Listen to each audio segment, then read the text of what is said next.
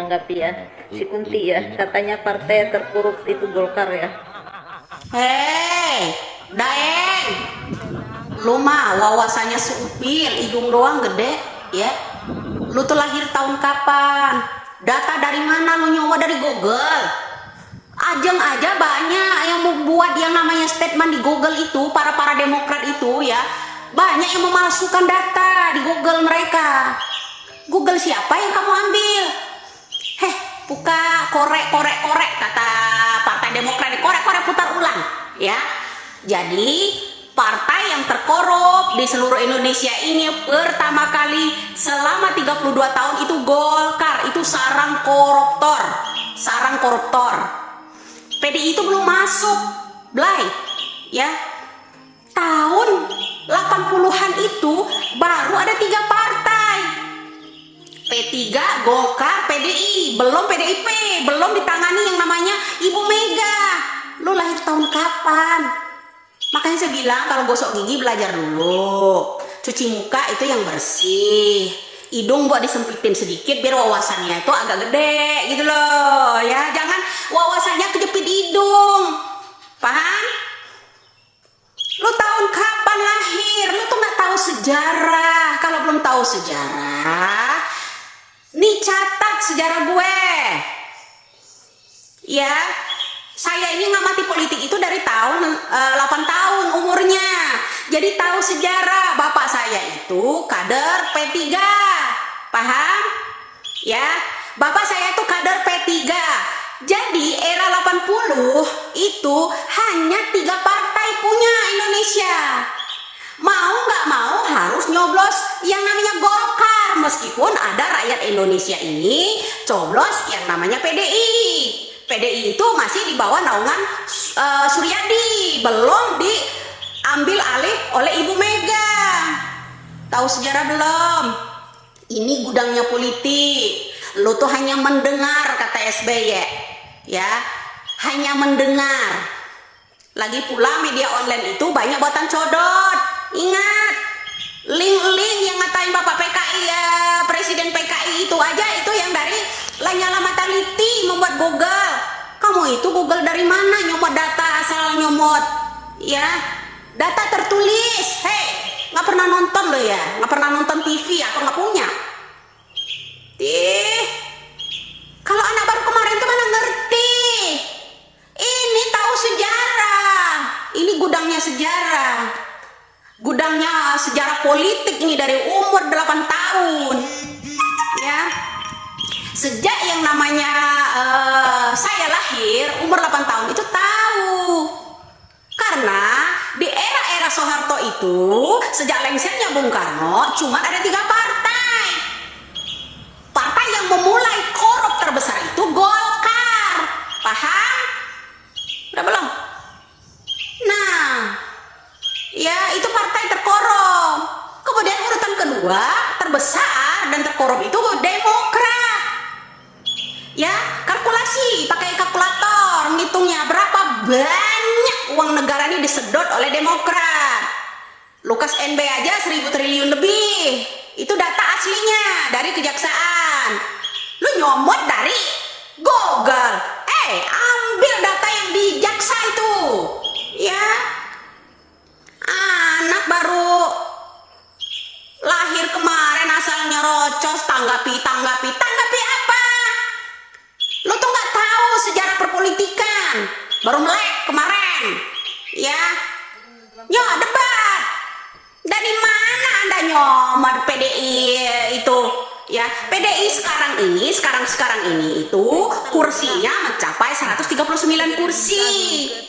Wajar kalau yang namanya dia korupnya banyak, karena nilai dari kursi aja udah banyak.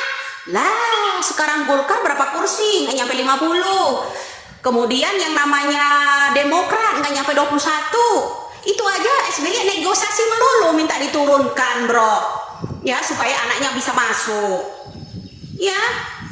Jadi Anda statementnya, belajarnya politik itu jangan setengah-setengah. Belajar, lo pelajarin ketika lo umur 8 tahun paling tidak. Lo lahir tahun berapa? Ini nenek-nenek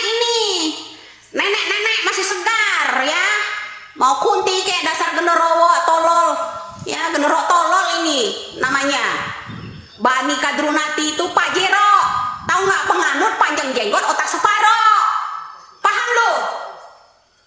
Begini nih, kalau kebanyakan Pajero nih, pengikut Pajero nih, nungging dulu di Monas. Begini. Wawasan supil, ngerasa selangit. Hah, hidung ngalahin beton Monas gedenya. Wawasannya supil. Woi, melek. Baca data. Ya, Lukas NB itu yang dari Demokrat itu ngalahin utangnya Soeharto yang terakhir. Utang Soeharto kamu tahu? Terakhir kali itu sebelum propaganda 98 kerusuhan, dia mengajukan utang itu hampir mencapai 1.500 triliun. Jadi harus tahu, ya itu dikorup semua itu sama Gerindra ya. Itu Fadlizon salah satu jubirnya Gerindra ya, Dewan Penasehatnya itu ya, Gubernur BI-nya. Ada di Gerindra semua, sarang-sarang koruptor. Paham? Nggak ngerti itu, jangan main politik setengah-setengah doh. Makanya setengah gelo kau. Yap, itu tadi edukasi yang sangat berharga buat Kadrunwati yang sok tahu. Berbicara soal sejarah partai, dan nyatanya apa yang disampaikan adalah sebuah informasi yang salah, kemudian diluruskan oleh Nyai Widya bahwa partai yang paling korup di Indonesia sepanjang masa itu adalah Golkar. Mulai dari Orde Baru sampai saat ini belum ada yang mengalahkan Golkar, belum ada yang mengalahkan rekor Golkar menjadi partai yang paling korupsi. Dengan adanya penjelasan Nyai Widya dan disertai dengan tohokan-tohokan keras untuk Kadrunwati, bagaimana agar Kadrunwati ini bisa memahami dan mengerti soal sejarah atau dunia politik, agar tidak menyebarkan hoax untuk dikonsumsi oleh banyak orang atau sebagian besar masyarakat Indonesia yang senang bermedia sosial. Saya kira Nyai Widya betul-betul berperan penting dalam meluruskan apa yang dilakukan oleh para kadrun dan kadrunwati yang tidak pernah mengambil sebuah dasar yang valid untuk menyampaikan sebuah informasi, dan bahkan Kadrunwati ini mengatai Nyai Widya kuntilanak, sehingga Nyai Widya memberikan reaksi keras terhadap Kadrunwati. Kita lihat sendiri betapa berapi-apinya Nyai Widya menyampaikan kebenaran ini,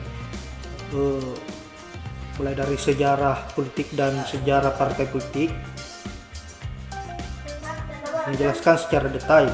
Saya kira ini membuat Kadrunwati bisa belajar lebih dan tahu akan sejarah partai dan yang mana partai terkorup di Indonesia sepanjang masa. Saya kira hanya itu. Saya akhiri dengan ucapan wabillahi taufiq wal hidayah. Assalamualaikum warahmatullahi wabarakatuh.